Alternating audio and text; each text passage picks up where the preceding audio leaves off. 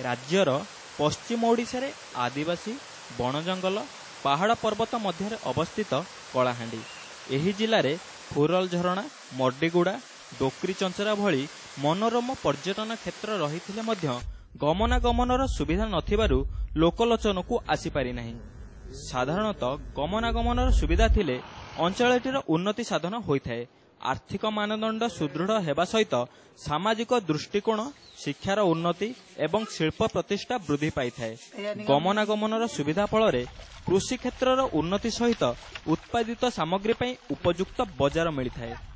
असुविधा हेबा नहीं कि नहीं नालिया लोक जंगलिया लोक के तो असुविधा हेबा नहीं नहीं कहने आगे से पूरा से डंगर भटा के जाकर गाय गोरु सब मरी जाउछन। हम मनुष्य भी जति हरियान होछु बोल हेले 8 दिन 10 दिन जे नहीं कहने बोल अंटले जे टिके भल होछि नहीं तो नहीं यार का। गमनागमनर सुविधा अभाव व्यवसाय क्षेत्र में जिला पछुआ रही। स्वाधीनतार 61 वर्ष पर भी जिले में अवस्थित 273 पंचायत 60 भाग पंचायत को सबुदिनिया रास्ता नहीं। आदिवासी अधुषित ब्लॉक थुआमूल रामपुर मदनपुर एवं लांजीगढ़ अंचलर 70 भाग ग्राम को वर्षा दिन गमनागमन पर लोक माने पादचला रास्ता उपर निर्भर करितांती।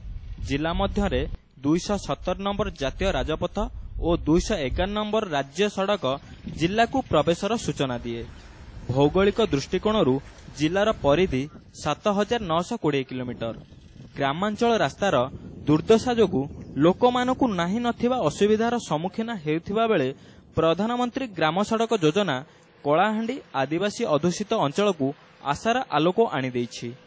कलमपुर अंचल हाथी नदी जहाँ बहु पूर्व अंचलवासी दाबी कर एक पद निर्माण किंतु अद्यावधि पद निर्माण होई नाही।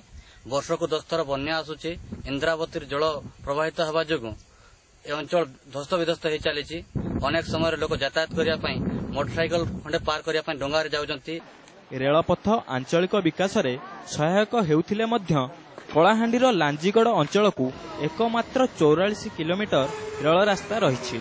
यह जिलार उन्नति क्षेत्र में यथेष्ट नुहे।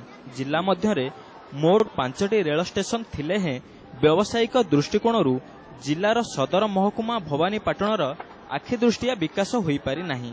तेबे जिले में रेल संयोगीकरण को व्यापक करने सहित सड़क पथ विकास रे अधिक अर्थ विनियोग करागले अंचलर भित्तिभूमिर विकास होई पारिबो।